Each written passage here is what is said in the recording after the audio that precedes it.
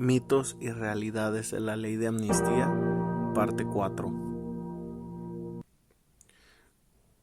Como lo señalaba en la parte anterior, en este análisis que se ha estado realizando de lo que es el artículo 3,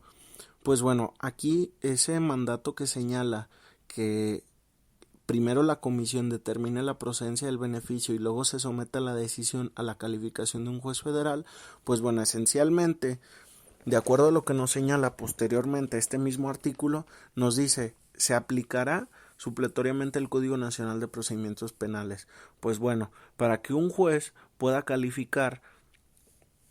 de acuerdo a lo que nos establece el artículo 52 del Código Nacional de Procedimientos Penales, en armonía con el artículo 20 constitucional, en ese primer párrafo que nos habla de que habrá un sistema acusatorio y oral, aquí lo que tendría que acontecer, al menos privilegiando lo que es ese principio que establece o ese aspecto rector del procedimiento o características según queramos verlo, es que tendría que haber una audiencia en donde hasta este primer momento identificaríamos que va a estar presente la comisión. Después, si nos vamos con el resto de aspectos procesales que también están contenidos en el Código Nacional, ¿quién es otra de las personas que necesariamente tendrían que estar? Pues el imputado, o en su caso sentenciado. Tiene que estar asesorado por un defensor. Entonces ya identificamos más partes. Si nos regimos bajo un modelo similar al que establece en su caso también la Ley Nacional de Ejecución Penal, también al agente del Ministerio Público tendría que darse la intervención, salvo que por la propia naturaleza de la comisión, en su caso la existencia de esa comisión entraña la propia presencia del agente del Ministerio Público, dependería cómo es que se modela la existencia de esa comisión. Sin embargo, pues si no se hace como bajo ciertos esquemas en donde se cuide esa presencia de la gente del Ministerio Público, pues necesariamente tendría que darse la intervención. Y en su caso, si nos vamos a lo que establece el artículo 20 constitucional, apartado C, a lo que establece la Ley General de Víctimas en cuanto a la reparación integral del daño y que en cuyos aspectos entraña también lo que es el derecho a la verdad y los múltiples derechos que también están reconocidos dentro del Código Nacional de Procedimientos Penales en una intervención activa dentro del proceso, ¿quién más va a tener que estar presente? La víctima o ofendido y su asesor jurídico. Sin embargo, reitero, esto es algo que no señala ese primer párrafo. Sin embargo, si nos regimos bajo ese aspecto de que la comisión determina la procedencia y que después esa decisión la someta a una calificación de un juez federal, pues necesariamente esa calificación no puede ser en automático. Porque, por ejemplo, cuando un juez lo que va a hacer es ratificar o no de legal una detención, todos intervienen. Cuando un juez va a ratificar o no un acuerdo probatorio que en su caso se hubiera celebrado entre las partes, pues tampoco es como que se dé de forma automática, sino que tendría que darse la intervención de acuerdo a ese artículo 52. Entonces, pues guiándonos por ese criterio, en su caso, pues quizá esa sería la técnica más efectiva bajo la cual tendría que dársele el tratamiento. Pero bueno, esa sería la implicación de este primer párrafo. Después nos señala que cuando se trata de personas sujetas a proceso o indiciadas pero prófugas, el juez federal ordenará a la Fiscalía el desistimiento de la acción penal. Aquí hay otros dos aspectos que también sería conveniente señalarlos. En primer término, el aspecto o el enunciado normativo que señala indiciadas pero prófugas es un aspecto que es incluso ajeno a la propia redacción del Código Nacional de Procedimientos Penales. Sabemos por la cultura popular que el término prófugo, que en ocasiones también es recurrido dentro del ámbito jurídico, hace referencia a la persona que no está sujeta a un procedimiento o que estando sujeta deja de comparecer o deja de atenderlo, etcétera. Pero bueno, para efectos del sistema acusatorio, pues hay que identificar cuál es la hipótesis bajo la cual se le considera bajo esa dinámica. En este caso, el término jurídico adecuado sería sustracción de la acción de la justicia. Sin embargo, también incluso hay quien en ocasiones pues no se da, por ejemplo, la comparecencia de una persona y que bajo la dinámica que nos establece el Código Nacional pudiera tener en su caso una orden de aprehensión,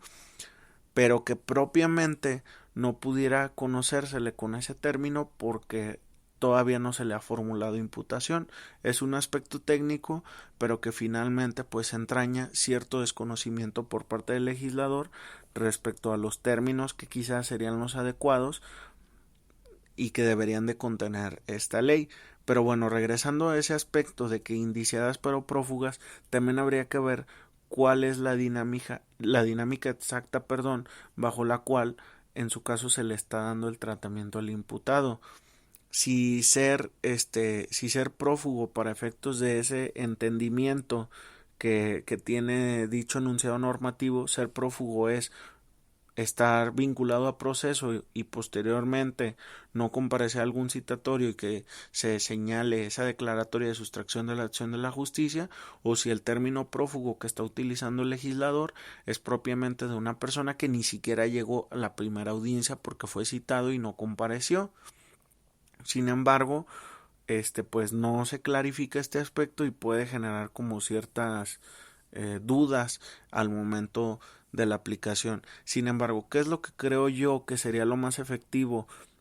o la mejor forma de entenderlo? Pues bueno, que cualquier persona, en este caso, al referirse sujeta a proceso, pues que haya un auto de vinculación a proceso o en el otro sistema un auto de formal prisión, y que en su caso, pues se le haya dado un tratamiento posterior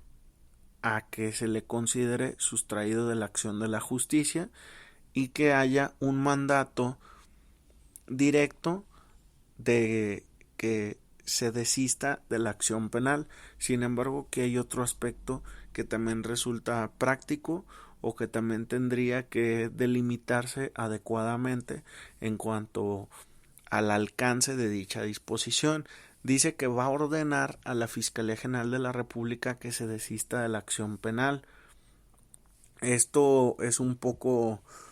complicado para la dinámica de un sistema acusatorio porque pues el que el juez ordene necesariamente entonces lo obliga a actuar de determinada forma, y al obligarlo a actuar de determinada forma, que en este caso es incluso a favor o en beneficio del imputado, pues necesariamente quebranta lo que es la igualdad entre las partes. ¿Y qué pasaría si en su momento la víctima pues hace manifestaciones? Pues bueno, habría que delimitar entonces que esa calificación estará condicionada a que efectivamente el juez considere que el criterio asumido por el agente del Ministerio Público es el adecuado, y si no,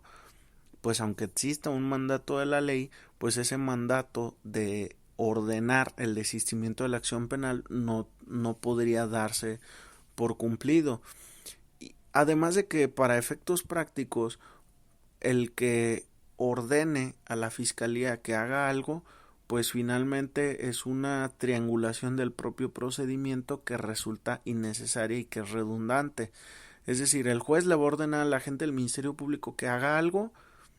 para que el Ministerio Público le vuelva a pedir al juez y que haya un efecto procesal. Pues eso sería innecesario. Es como si directamente nos dijera